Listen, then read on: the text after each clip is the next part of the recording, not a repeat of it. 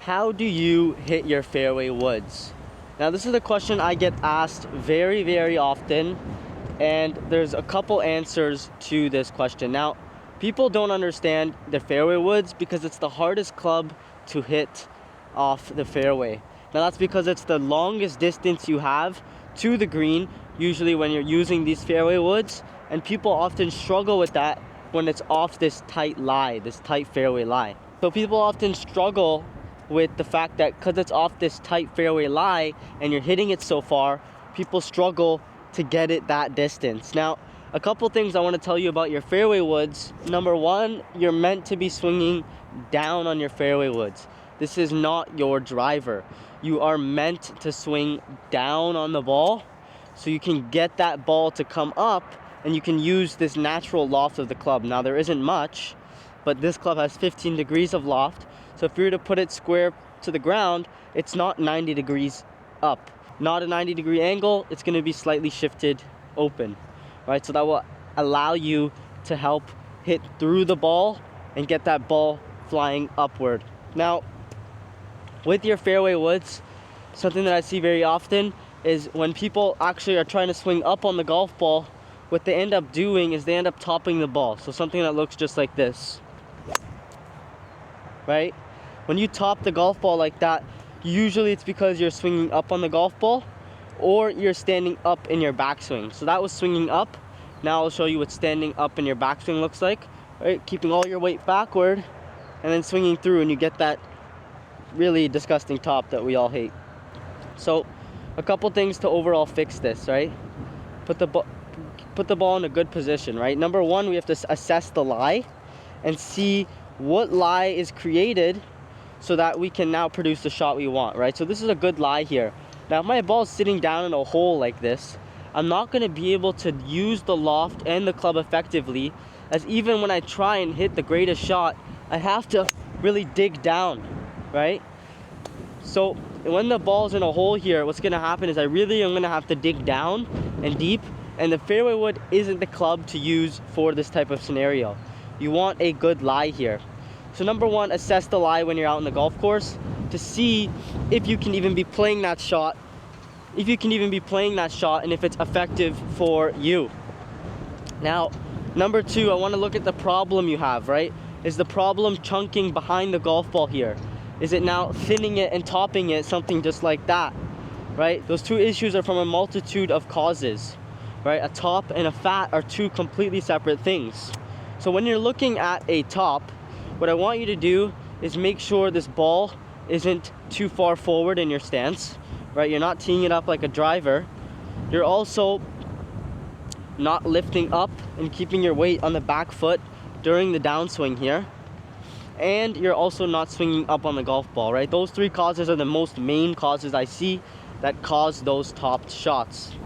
Now, to get a little bit more into this, a fat shot would now be usually caused from your body and your hands leading forward, right? When your body and your hands lead forward and now your head and your chest are way in front of the golf ball, you won't be able to shallow out that club properly and get that club moving in the right direction. It'll cause that fat shot that you just saw there. Now, another thing that I see that causes these fat shots is swaying, right? So if you're swaying in your backswing here, there's too much space now here to cover and get a good strike. Usually what happens is inconsistent shots. It could be anything. It could be a thin and a fat. But when you sway like this laterally, right, we don't want this lateral movement backward here, right? What we want is we want a rotation. We want to turn instead of this lateral movement here. So rotation, turn, and then go through the golf ball. Now, number three, one of the most important things I see with your fairway woods, other than those thins, which we could fix, fats, which we could fix, obviously assess the lie. Now, number three would be to make sure you're swinging through the golf ball, right? When you're swinging here, you want to make sure you're swinging all the way here to your finish, right? If we're struggling by now swinging to the golf ball here and then all the way through, that's a two-part swing. We definitely don't want to be seeing that. Now, with a two-parted swing, what will happen is usually you're stopping on the golf ball here, everything gets tight, and usually the face is wide open, and it'll cause that slice, right? So what I want to see instead is you making that full turn all the way to your finish here. What will happen is you'll end up getting that really good shot that we all know and love. Hold your finish like Rory McIlroy, and you'll see a good shot. So if we put all three of those things together, right? The three things that we talked about. So number one would be assess the lie, right? If you're in a deep divot here, you're not going to be wanting to hit a fairway wood out of this lie, as you're going to have to come really steep and dig out that ball. You're going to want to have a good lie on the fairway, which would look something like this on the fairway here, where your ball has a good amount of room to address the ball properly, right? The leading edge of your club, this edge at the bottom here, can sit flush with the bottom of the golf ball, and you'll end up having a better strike. Now, number two would be, there's a couple things with number two, thin and fat shots. So if you're struggling with thin and fat shots, usually what that means is a couple things. So thin shots will usually be caused by thinking you should swing up on this golf ball, when in fact you actually have to be swinging down on your fairway woods, right? The only club that you swing up on is your driver. Your fairway woods, you're still swinging down.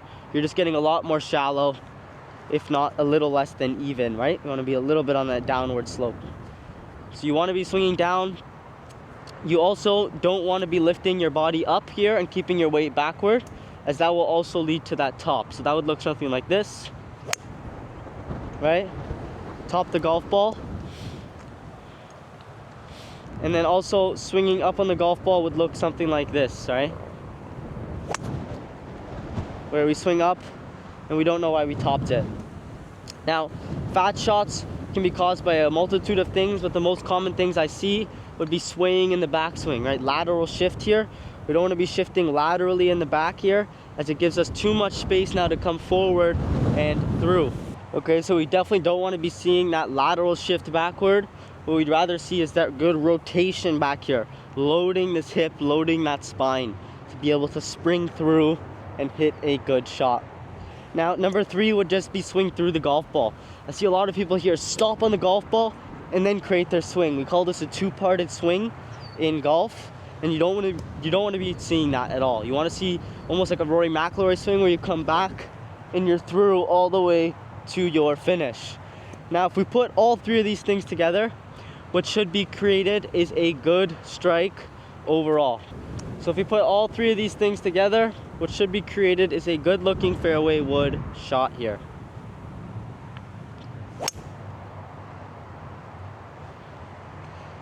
Right, something that simple, not trying to swing hard at it, got my hips moving and clearing, and we end up getting a good shot that we all know and love. So if you guys like this type of video, I'm also doing personalized one-on-one coaching for you guys. Click the link down below. There are free 15-minute golf consultation sessions to see if we can improve your game. Now, if you guys also like this type of video, my new recent upload is going to be right here, and the subscribe link is going to be right here. I'll see you guys in the next one.